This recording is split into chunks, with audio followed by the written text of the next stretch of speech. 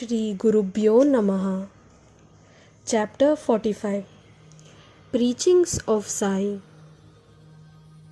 Baba used to preach his disciples on the issues of theology and ethics.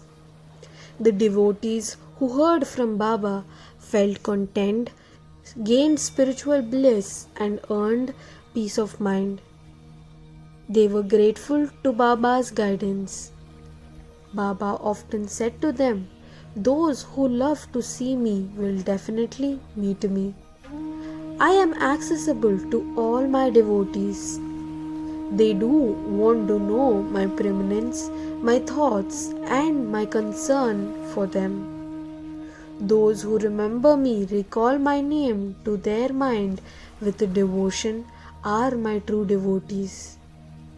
Those who surrender to my will acquire my guidance and best wishes. If I help my devotees attain moksha, I will be the happiest person in my life. I derive maximum satisfaction by helping my devotees. I accept the food offered as Naivedya by my devotees. My devotees need not go in search of me. I am present in the soul of every devotee. Soul is deathless. I am sure all my devotees will become one with me through unbroken devotion. If my devotees criticize and abuse others, they will indulge in most obnoxious act. Their obnoxious act will have a bearing on me. If you berate others, you will belittle me only. So beware of indulging in such undesirable acts. He who has boundless patience alone in his true devotees. Treat everyone with equal regard and concern. Do offer love and charity to the poor and the helpless. This is the secret of real worship. Baba's presence can be felt everywhere. So the true devotees of Baba will sing his praises, extol his greatness, recite his preeminence, and lead a harmless, noble life with the sublime thoughts and praiseworthy deeds. They get untied in the spirit of Sri Sainatha. Baba has changed the attitude of his devotees towards religion, religious tolerance, and mutual trust. Though he is not alive physically, yet his presence can be felt and experienced the moment we recall to our mind. Sri Sai Baba, blessed are those who saw him, who met him, who spoke to him and heard him speak to them. Blessed were the contemporaries of Sri Sai Baba who received his blessings and grace. Life is meaningful if we have trust in God.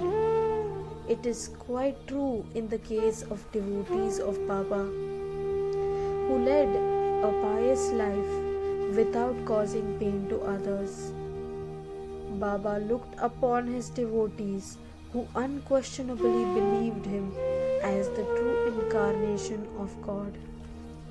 Only those individuals who could not hear about Baba are the unlucky lot. Let us pray to Sai Baba with earnestness and unbroken devotion. Guru alone guides us to the right path. He guides us to the path of knowledge.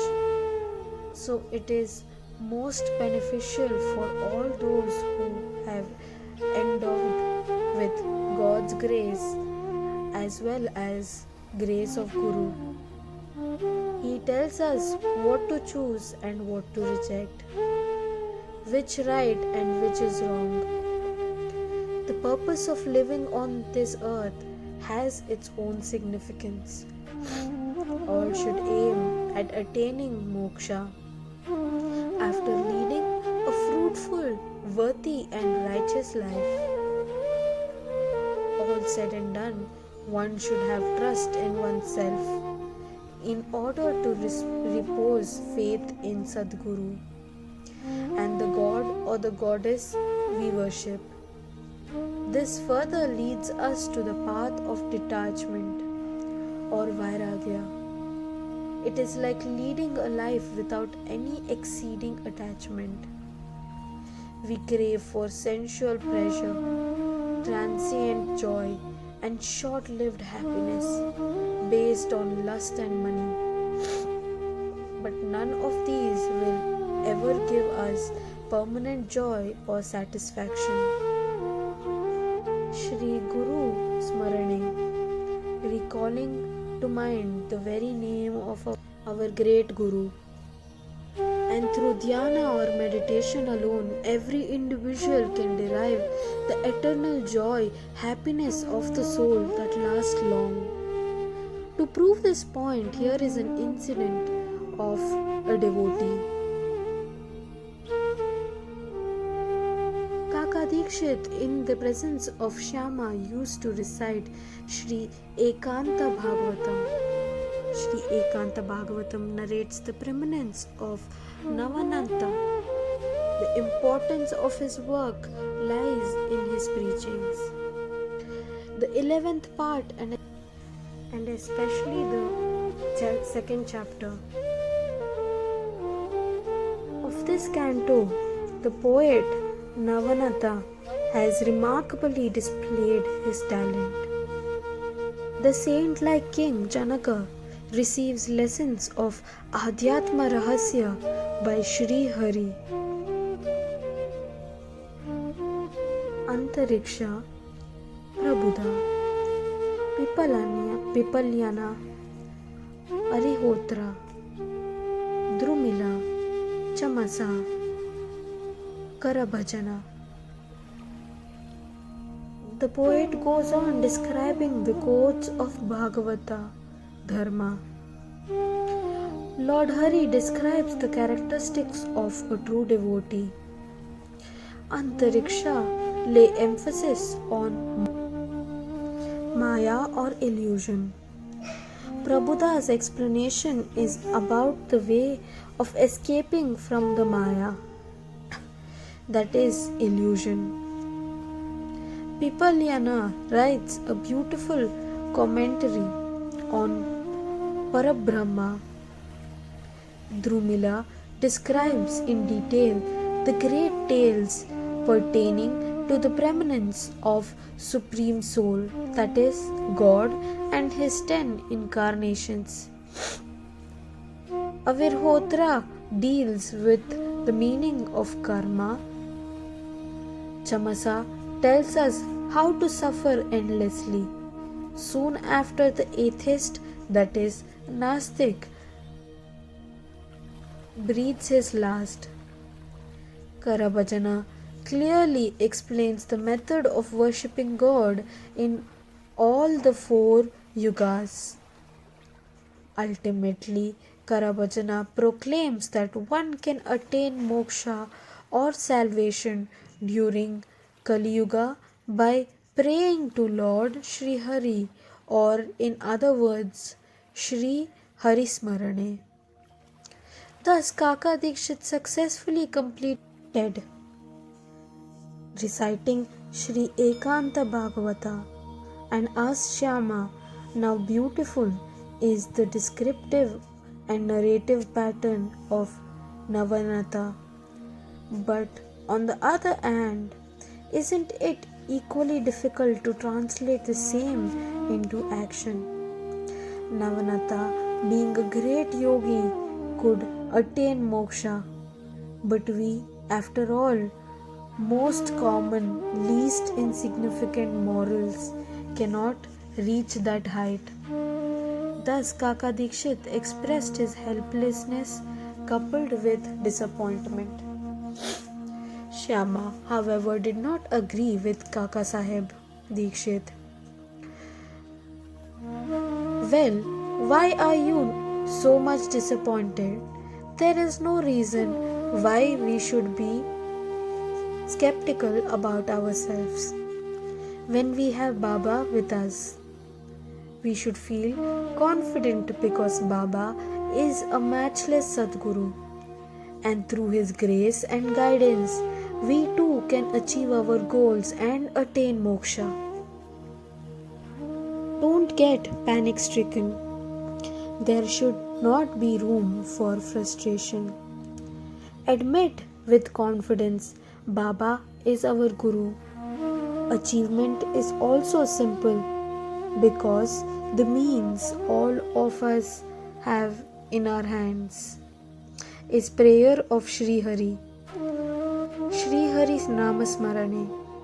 Yet Kaka Saheb did not come out of his pessimistic thoughts.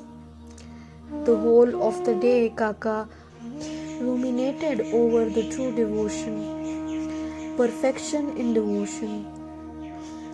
The next day a great miracle transpired. One day as Kaka Dikshit was reciting Sri Ekanta Bhagavatam, Shyama received a guest at the venue. His name was Anandarao Padke. Padke whispered in Shyama's ears that he had dreamt something very strange. He wanted to share his experience with Shyama. Kaka Saheb also wanted to hear about Padke, what Padke wanted to say. Padke said to Kaka thus, "Yesterday you expressed a doubt regarding attainment of moksha.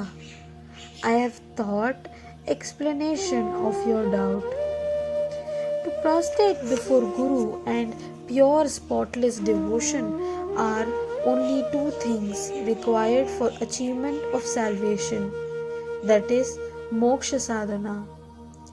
Then he narrated what he explained in his dream. Padke was standing on the seashore. Baba sat on a grand throne studded with most precious diamonds. His feet were in the water in the entire scene.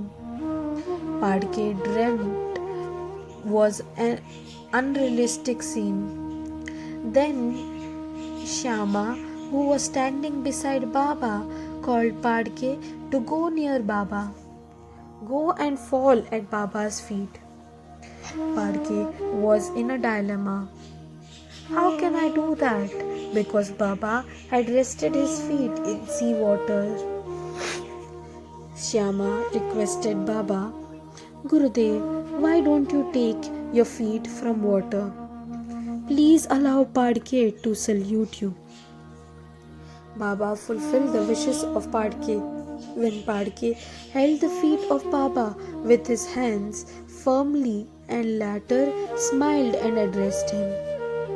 Gift Shyama a silk zari dhoti with seam. Padke was ready to offer one, but Shyama refused the gift and said, "I will not accept your gift until Baba grants me permission to receive the gift." Kaka Saheb decided to draw lots of issue of accepting or rejecting the gift. The drawing a lot of suggestion that Baba granted Shyama permission to take the gift of silken dhoti with Padke. Instantly Shyama came forward to receive the gift. Thus Kaka's doubt was cleared and the problem was very easily solved. This incident involved the pious nature of Shyama, Kaka, Padke and highlights the supreme significance of devotion to Guru. Guru is father, mother, friend, kinsman and firm, unabated faith in Guru should be developed. As sun can melt down darkness, the problems of mundane world all of us face will end by our Gurudev. This is what everyone should realize and follow. Baba often said to his devotees, "What is gifted by God will remain with us. What others possess will not become our possession." It is undesirable to crave for an article which does not belong to us. What a marvelous utterance from the Savior of the universe. End of chapter 45. Om Shri Sai Nathaya Namaha.